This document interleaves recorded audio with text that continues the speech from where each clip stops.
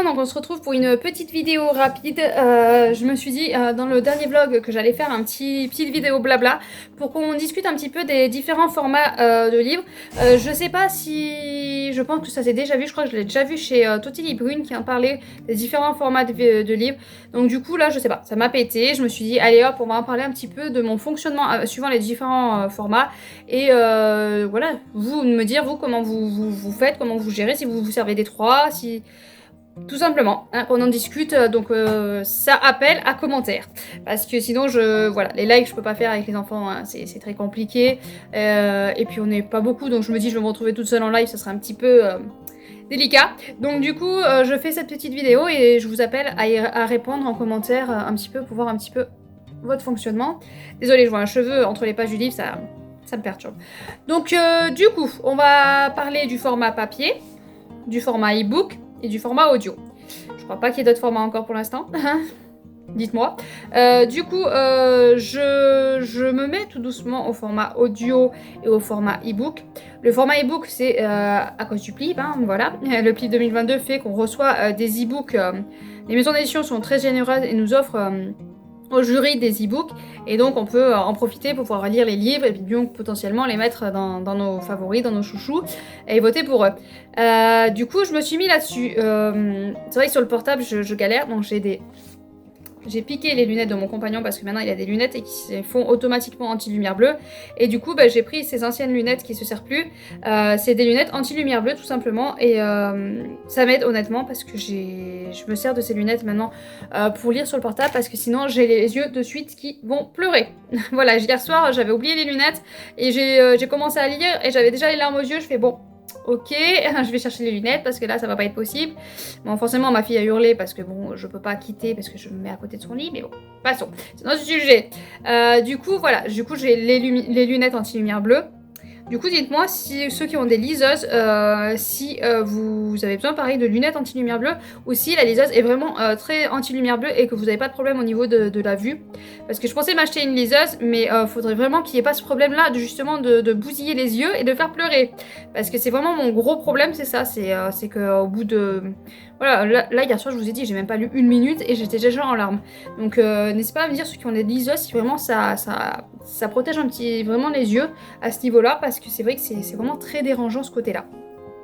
Donc du coup j'ai la chance de pouvoir lire les e-books grâce au PLIB gratuitement. Donc merci beaucoup aux maisons d'édition qui font ça.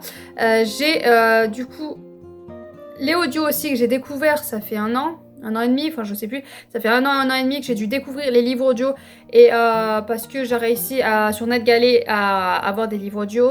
Il y avait les 2 offerts au début avec Prime, enfin voilà. C'est parce que pareil, c'est gratuit, donc j'ai réussi à découvrir ça. J'hésite des fois à en acheter du coup parce que c'était très agréable pour certains livres, mais je me rends compte aussi...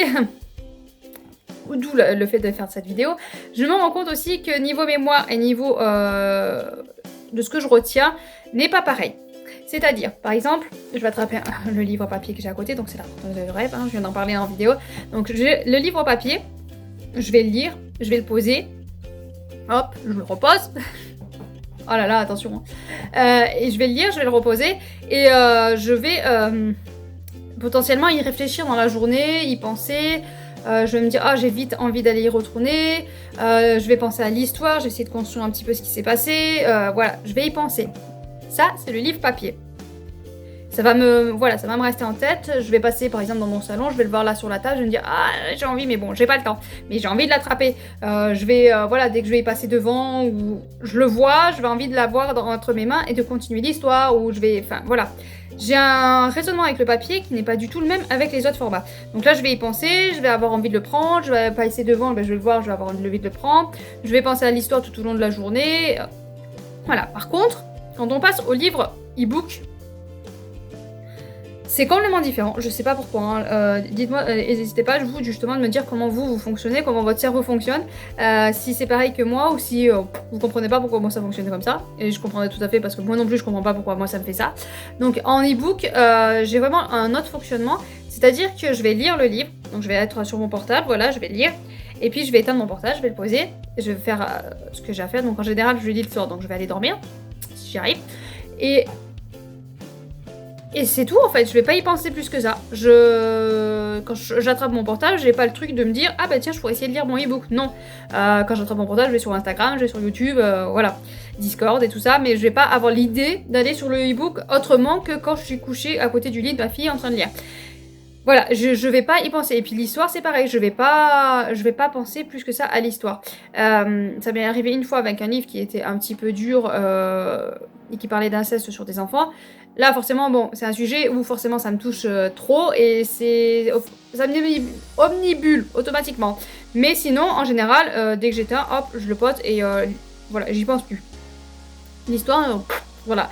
Je ne suis pas comme avec le livre à y passer devant et à vouloir le reprendre, à vouloir reprendre l'histoire, à avoir envie de reprendre l'histoire. Non, voilà, j'y pense plus du tout. Et les audios, c'est encore autre chose parce que les audios, je l'écoute quand j'ai le temps. Bon là il y en a un d'audio, j'ai laissé traîner depuis 3 mois et du coup c'est compliqué d'emboîter les choses et c'est compliqué, c'est sûr. Mais bon, le fait d'avoir les enfants tout le temps à la maison, je peux pas l'écouter tout le temps. Mais sinon, un audio, quand je l'écoute, j'essaye de l'écouter voilà, sur une ou 2 semaines, ça dépend parce que des fois c'est très très long. Mais j'essaye de l'écouter régulièrement. Ça m'arrive des fois de temps en temps d'y penser. Mais j'ai l'impression que au niveau de la mémoire, je l'oublie plus vite. C'est-à-dire que tant que j'y suis dedans, j'y pense, il n'y a pas de souci, ça va. Une fois que je l'ai fini, par exemple, prenons Les Lendemains.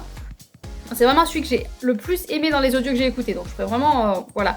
Les Lendemains, j'ai oublié de vous les présenter dans mes coups de cœur 2021 parce que les audios, j'ai tendance à les oublier, je les zappe complètement.